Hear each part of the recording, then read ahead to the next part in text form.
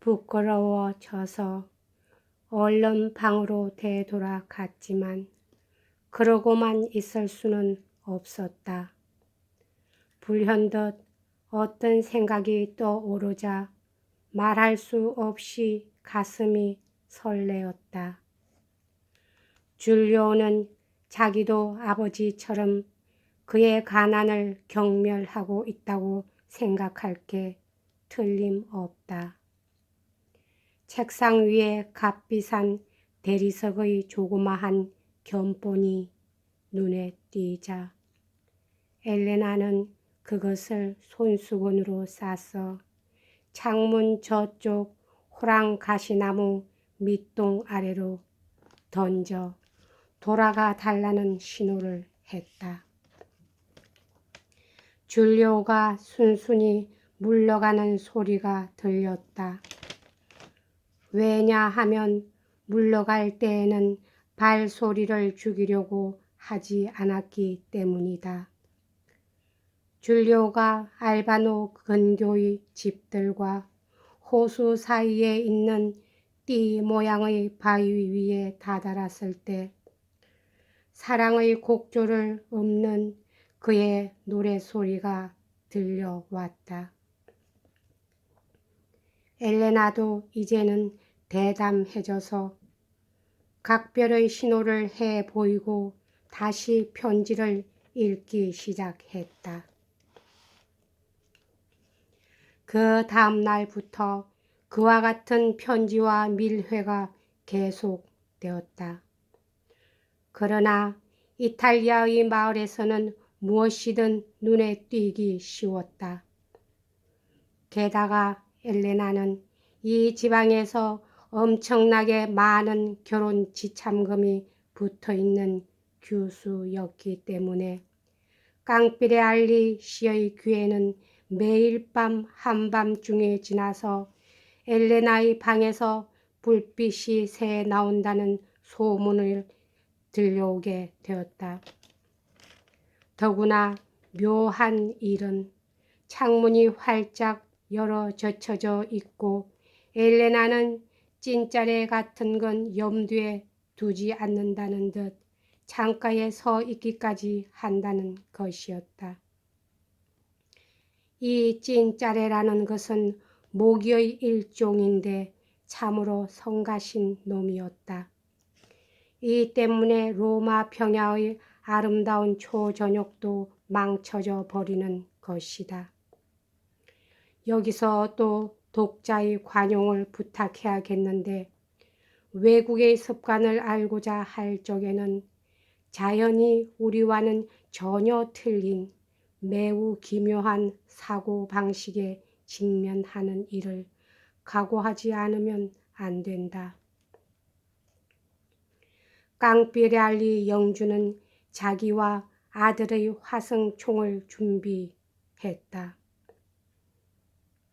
그날 밤 11시 45분에 종이 울리자 영주는 파비오에게 계획을 알렸다.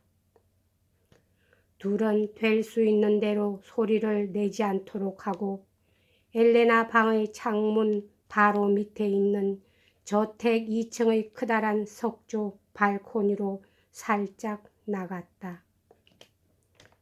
석조 난간의 굵은 기둥이 두 사람을 허리께까지 감추어 주기 때문에 밖에서 화성총을 쏜 데짜 끄덕 없었다. 자정의 종이 울렸다. 아버지와 아들은 저택 앞 길가의 나무 아래에서 무슨 희미한 소리가 나는 것을 놓치지 않았다. 그러나 그녀의 방에 등불이 켜져 있지 않은 것을 보고 기대가 어긋나 버렸다. 엘레나는 여태까지는 그저 순진하기만 하고 그 경쾌한 동작은 마치 어린아이 같았으나 사랑을 알고 나서부터는 성격이 일변했다. 사소한 방심도 여인의 생명을 위태롭게 한다는 것을 알았다. 엘레나의 아버지 같은 지체 높은 사람이라면 줄리오 브란치 포르테 같은 하찮은 사나이를 죽였댔자 나폴리에라도 가서 석 달쯤 모습을 숨기고 있으면 그만이었다.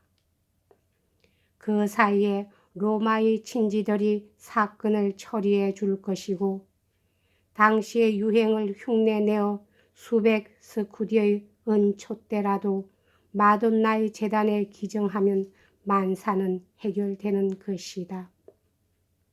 그날 아침 엘레나는 식탁에서 아버지의 안색을 보고 무슨 까닭이 있어서 몹시 화가 나 있다는 것을 알아차렸다. 아버지 편에서는 눈치를 채이지 않도록 조심해서 엘레나를 흘끔흘끔 보고 있었지만 엘레나는 아버지가 자기를 보는 눈초리로 자기가 아버지의 역정에 깊은 관계가 있다는 것을 깨달았다. 그래서 엘레나는 얼른 아버지의 침대 있는 곳으로 가서 옆에 걸려있는 5자루의 훌륭한 화성총의 총대에 먼지를 조금 뿌려 놓았다. 비수며 금에도 살짝 먼지를 뿌려 두었다. 그날은 하루 종일 몹시 들떠서 떠들고 돌아다니며 끊임없이 온 집안을 올라갔다 내려왔다 했다. 요행이 줄리오의 모습은 발견하면 오지 말라고 신호를 할 작정으로 줄곧 창가로 가 보았다. 그러나 중요한 것에는 전혀 생각이 미치지 않았다. 즉 줄리오는 불쌍하게도 호조 깡피레알리의 꾸지람에 심한 굴욕감을 느낀 결과 낮에는 절대로 알바노의 모습을 나타내지 않았던 것이다. 일요일만은 성당의 미사에 참석해야 했으므로 부득이 알바노에 왔다. 엘레나의 모친은 딸의 부탁은 무엇이든지 들어줄 정도로 딸을 사랑했기 때문에 이날은 3번이나 딸과 함께 외출했다. 그러나 그것도 헛일이었다. 엘레나는 줄리오의 그림자조차도 발견하지 못했다. 엘레나는 낙심했다. 저녁 때 아버지의 무기를 살펴보니 2자루의 화승총은 총알이 재워져 있었고 비수며 검도 거의 전부가 손질을 한 흔적이 있었다. 그것을 본 엘레나의 마음은 어떠했을까? 아무것도 모르는 채 해야 한다는 극도의 긴장으로 말미암아 견딜 수 없는 불안을 간신히 떨쳐버릴 수 있었다. 밤 10시에 방으로 돌아오자 어머니의 거실로 통하는 문에 자물쇠를 잠그고는 밖에서 보이지 않도록 창가에 몸을 찰싹 붙이고 마룻바닥에 누웠다. 얼마나 불안한 마음으로 시간을 알리는 종소리를 들었는지 모른다. 엘레나는 너무도 빨리 줄리오에게 끌렸기 때문에 줄리오의 눈에 도리어 사랑할 가치가 없는 여자라고 보이지나 않을까 하고 늘 마음이 캥켰으나 지금은 그런 것은 문제가 아니었다. 두고두고 변하지 않을 사랑을 맹세한 반년 동안보다는 이날 하루가 줄리오의 입장을 훨씬 유리하게 해 주었다. 마음에도 없는 태도를 보인들 무슨 소용이 있겠는가. 나는 진심으로 그분을 사모하고 있어 하고 엘레나는 생각하는 것이었다. 11시 반이 되자 그녀는 아버지와 오빠가 자기 방 바로 아래 있는 넓은 석조 발코니에 나타나서 가만히 잠복하는 모습을 똑똑히 보았다. 카푸치노 수도원에서 자정을 알리는 종이 울리고 나서 2분쯤 되자 이번에는 연인의 발소리가 똑똑히 들렸다.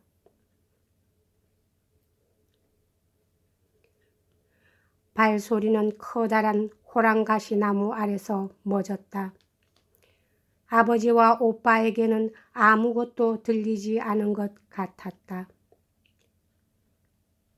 엘레나는 안도의 숨을 내쉬었다. 연인의 몸을 염려하는 마음이 없이는 이토록 희미한 소리를 들을 수 없는 것이다. 이번에는 나를 죽이러 오는 것이다. 그러나 무슨 일이 있더라도 오늘 밤 편지만은 가로채이지 않도록 해야 한다. 가로채이게 되면 줄리오님은 불쌍하게도 한평생 시달리게 될 테니까 하고 생각하고 엘레나는 성호를 긋고 나서 창문의 새 난간을 한 손으로 움켜잡고 밖으로 몸을 구부리면서 될 수 있는 대로 한길 쪽으로 몸을 내밀었다.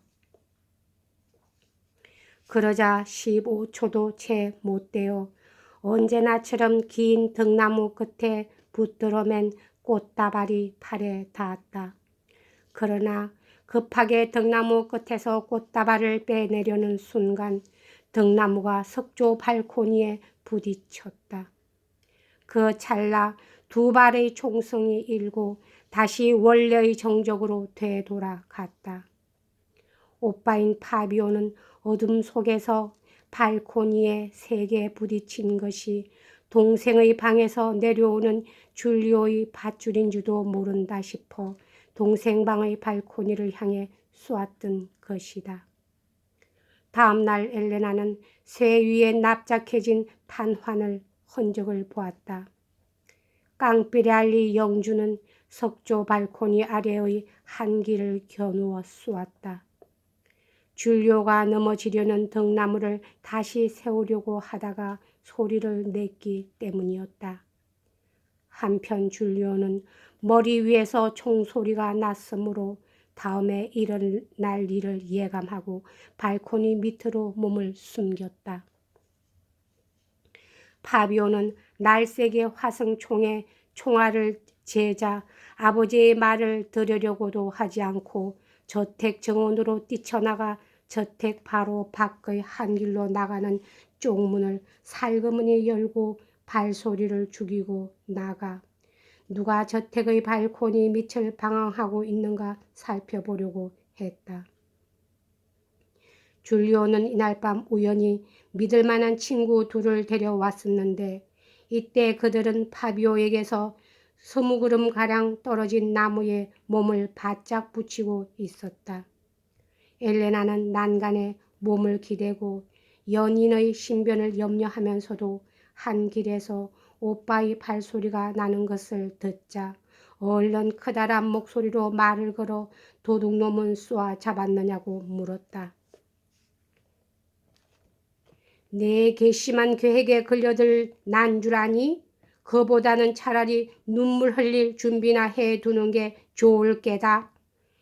이제 내 창문을 노리는 무례한 놈을 쏘아버릴 테니까 말이야. 하고 파비오는 한길을 큰 걸음으로 사방팔방 걸어다니면서 고함을 질러댔다.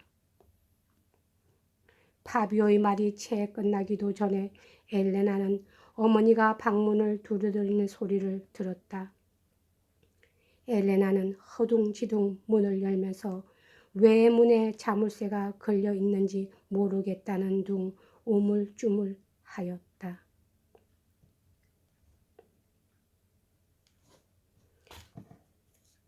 여기까지 하고 다음 시간에 이어서 하겠습니다. 감사합니다.